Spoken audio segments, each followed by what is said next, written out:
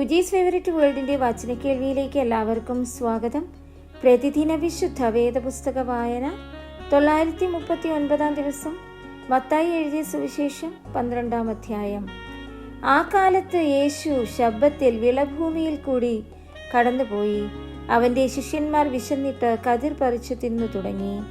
പരീശർ അത് കണ്ടിട്ട്, ഇതാ ശബ്ബത്തിൽ വിഹിതമല്ലാത്തത് നിന്റെ ശിഷ്യന്മാർ ചെയ്യുന്നു എന്ന് അവനോട് പറഞ്ഞു. അവൻ അവരോട് പറഞ്ഞത്, ദാവീദ് തനിക്കും കൂടെയുള്ളവർക്കും വിശന്നപ്പോൾ ചെയ്തത് എന്ത്?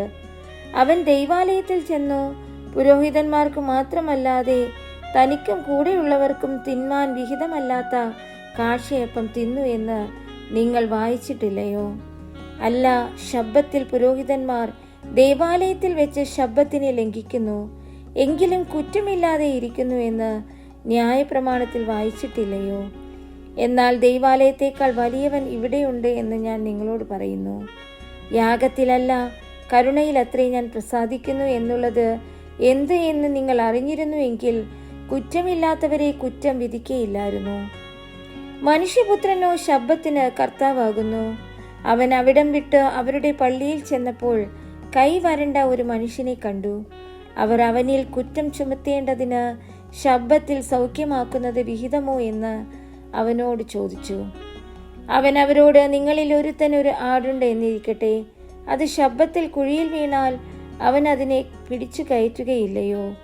എന്നാൽ മനുഷ്യൻ ആടിനേക്കാൾ എത്ര വിശേഷതയുള്ളവൻ!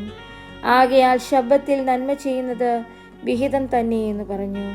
പിന്നെ ആ മനുഷ്യനോട് കൈ നീട്ടുക എന്ന് പറഞ്ഞു. അവൻ നീട്ടി, അത് മറ്റേതുപോലെ സൗഖ്യമായി. പരീശന്മാരോ പുറപ്പെട്ട് അവനെ നശിപ്പിപ്പാൻ വേണ്ടി അവന് വിരോധമായി തമ്മിൽ ആലോചിച്ചു. യേശു അതറിഞ്ഞിട്ട് അവിടം വിട്ടുപോയി. വളരെ പേർ അവന്റെ പിന്നാലെ ചെന്നു.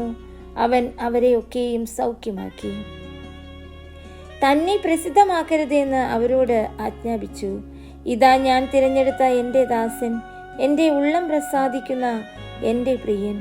ഞാൻ എൻ്റെ ആത്മാവിനെ അവൻ്റെ മേൽ വയ്ക്കും. അവൻ ജാതികൾക്ക് ന്യായവിധി അറിയിക്കും. അവൻ കലഹിക്കയില്ല, നിലവിളിക്കയില്ല. ആരും തെരുക്കളിൽ അവൻ്റെ ശബ്ദം കേൾക്കുകയുമില്ല. ചതഞ്ഞ ഓട അവൻ ഒടിച്ചു കളകയില്ല, പുകയുന്ന തിരി കെടുത്തു കളകയില്ല. അവൻ ന്യായവിധി ജയത്തോളം നടത്തും.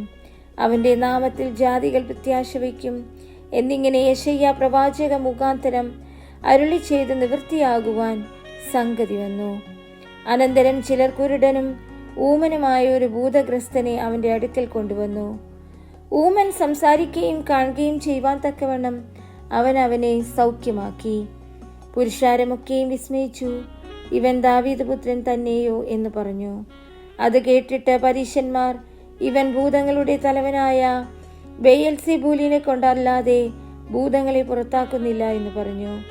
അവൻ അവരുടെ നിരൂപണം അറിഞ്ഞു അവരോട് പറഞ്ഞത്, ഒരു രാജ്യം തന്നിൽ തന്നെ ഛിദ്രിച്ചു എങ്കിൽ ശൂന്യമാകും. ഒരു പട്ടണമോ ഗൃഹമോ തന്നിൽ തന്നെ ഛിദ്രിച്ചുവെങ്കിൽ നിലനിൽക്കുകയില്ല. സാത്താൻ സാത്താനെ പുറത്താക്കുന്നുവെങ്കിൽ അവൻ തന്നിൽ തന്നെ ഛിദ്രിച്ചു പോയല്ലോ, പിന്നെ അവൻ്റെ രാജ്യം എങ്ങനെ നിലനിൽക്കും? ഞാൻ ബെയൽസെബൂലിനെ കൊണ്ട് ഭൂതങ്ങളെ പുറത്താക്കുന്നുവെങ്കിൽ നിങ്ങളുടെ മക്കൾ ആരെ കൊണ്ട് പുറത്താക്കുന്നു? അതുകൊണ്ട് അവർ നിങ്ങൾക്ക് ന്യായാധിപന്മാർ ആകും. ദൈവാത്മാവിനാൽ ഞാൻ ഭൂതങ്ങളെ പുറത്താക്കുന്നുവെങ്കിലോ ദൈവരാജ്യം നിങ്ങളുടെ അടുക്കൽ വന്നെത്തിയിരിക്കുന്നു. സ്പഷ്ടം. ബലവാനെ പിടിച്ചു കെട്ടിയിട്ടല്ലാതെ ബലവാന്റെ വീട്ടിൽ കിടന്ന് അവന്റെ കോപ്പ് കവർന്നു കളവാൻ എങ്ങനെ കഴിയും? പിടിച്ചു കെട്ടിയാൽ പിന്നെ അവന്റെ വീട് കവർച്ച ചെയ്യാം. എനിക്ക് അനുകൂലമല്ലാത്തവൻ എനിക്ക് പ്രതികൂലമാകുന്നു. എന്നോടുകൂടെ ചേർക്കാത്തവൻ ചിതറിക്കുന്നു. അതുകൊണ്ട് ഞാൻ നിങ്ങളോട് പറയുന്നത്, സകല പാപവും ദൂഷണവും മനുഷ്യരോട് ക്ഷമിക്കും, ആത്മാവിന് നേരെയുള്ള ദൂഷണമോ ക്ഷമിക്കയില്ല. ആരെങ്കിലും മനുഷ്യപുത്രന് നേരെ ഒരു വാക്ക് പറഞ്ഞാൽ അത് അവനോട് ക്ഷമിക്കും. പരിശുദ്ധാത്മാവിന് നേരെ പറഞ്ഞാലോ ഈ ലോകത്തിലും വരുവാനുള്ളതിലും അവനോട് ക്ഷമിക്കയില്ല. ഒന്നുകിൽ വൃക്ഷം നല്ലത്, ഫലവും നല്ലത് എന്ന് വെപ്പിൻ. അല്ലായ്കയാൽ വൃക്ഷം ചീത്ത, ഫലവും ചീത്ത എന്ന് വെപ്പിൻ. ഫലം കൊണ്ടല്ലോ വൃക്ഷം അറിയുന്നത്. സർപ്പസന്തതികളെ, നിങ്ങൾ ദുഷ്ടരായിരിക്കെ നല്ലത് സംസാരിപ്പാൻ എങ്ങനെ കഴിയും? ഹൃദയം നിറഞ്ഞു കവിയുന്നതിൽ നിന്നല്ലോ വായ് സംസാരിക്കുന്നത്. നല്ല മനുഷ്യൻ തൻ്റെ നല്ല നിക്ഷേപത്തിൽ നിന്ന് നല്ലത് പുറപ്പെടുവിക്കുന്നു. ദുഷ്ടമനുഷ്യൻ ദുർനിക്ഷേപത്തിൽ നിന്ന് തീയത് പുറപ്പെടുവിക്കുന്നു. എന്നാൽ മനുഷ്യർ പറയുന്ന ഏത് നിസ്സാര വാക്കിനും ന്യായവിധി ദിവസത്തിൽ കണക്ക് ബോധിപ്പിക്കേണ്ടി വരുമെന്ന് ഞാൻ നിങ്ങളോട് പറയുന്നു. നിന്റെ വാക്കുകളാൽ നീതീകരിക്കപ്പെടുകയും നിന്റെ വാക്കുകളാൽ കുറ്റം വിധിക്കപ്പെടുകയും ചെയ്യും. അപ്പോൾ ശാസ്ത്രിമാരിലും പരീശന്മാരിലും ചിലർ അവനോട്, ഗുരു, നീ ഒരു അടയാളം ചെയ്ത് കാണുവാൻ ഞങ്ങൾ ഇച്ഛിക്കുന്നു എന്ന് പറഞ്ഞു. അവൻ അവരോട് ഉത്തരം പറഞ്ഞത്, ദോഷവും വ്യഭിചാരവുമുള്ള തലമുറ അടയാളം തിരയുന്നു. യോന പ്രവാചകന്റെ അടയാളമല്ലാതെ അതിന് അടയാളം ലഭിക്കുകയില്ല. യോന കടലാനയുടെ വയറ്റിൽ 3 രാവും 3 പകലും ഇരുന്നത് പോലെ മനുഷ്യപുത്രൻ 3 രാവും 3 പകലും ഭൂമിയുടെ ഉള്ളിലിരിക്കും. നിനവേക്കാർ ന്യായവിധിയിൽ ഈ തലമുറയോട് ഒന്നിച്ചെഴുന്നേറ്റ് അതിനെ കുറ്റം വിധിക്കും. അവർ യോനയുടെ പ്രസംഗം കേട്ട് മാനസാന്തരപ്പെട്ടുവല്ലോ. ഇതാ ഇവിടെ യോനയിലും വലിയവൻ. തെക്കേ രാജ്ഞി ന്യായവിധിയിൽ ഈ തലമുറയോട് ഒന്നിച്ച് ഉയർത്തെഴുന്നേറ്റ് അതിനെ കുറ്റം വിധിക്കും. അവൾ ശലോമോന്റെ ജ്ഞാനം കേൾപ്പാൻ ഭൂമിയുടെ അറുതികളിൽ നിന്ന് വന്നുവല്ലോ. ഇവിടെ ഇതാ ശലോമോനിലും വലിയവൻ.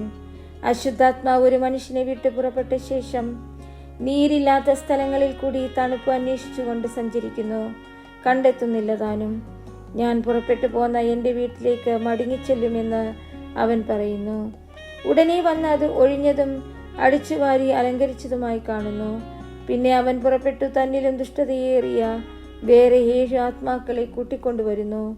അവരും അവിടെ കയറി പാർക്കുന്നു. ആ മനുഷ്യന്റെ പിന്നത്തെ സ്ഥിതി മുമ്പിലത്തേതിലും വല്ലാതെയാകും. ഈ ദുഷ്ടതലമുറയ്ക്കും അങ്ങനെ ഭവിക്കും. അവൻ പുരുഷാരത്തോട് സംസാരിച്ചു കൊണ്ടിരിക്കയിൽ അവന്റെ അമ്മയും സഹോദരന്മാരും അവനോട് സംസാരിപ്പാൻ ആഗ്രഹിച്ച് പുറത്തു നിന്നു. ഒരുത്തൻ അവനോട്, നിന്റെ അമ്മയും സഹോദരന്മാരും നിന്നോട് സംസാരിപ്പാൻ ആഗ്രഹിച്ച് പുറത്തു നിൽക്കുന്നു എന്ന് പറഞ്ഞു. അത് പറഞ്ഞവനോട് അവൻ, എൻ്റെ അമ്മ ആർ, എൻ്റെ സഹോദരന്മാർ ആർ എന്ന് ചോദിച്ചു. ശിഷ്യന്മാരുടെ നേരെ കൈനീട്ടി, ഇതാ എൻ്റെ അമ്മയും എൻ്റെ സഹോദരന്മാരും. സ്വർഗസ്ഥനായ എൻ്റെ പിതാവിൻ്റെ ഇഷ്ടം ചെയ്യുന്നവൻ എൻ്റെ സഹോദരനും സഹോദരിയും അമ്മയുമാകുന്നു എന്ന് പറഞ്ഞു.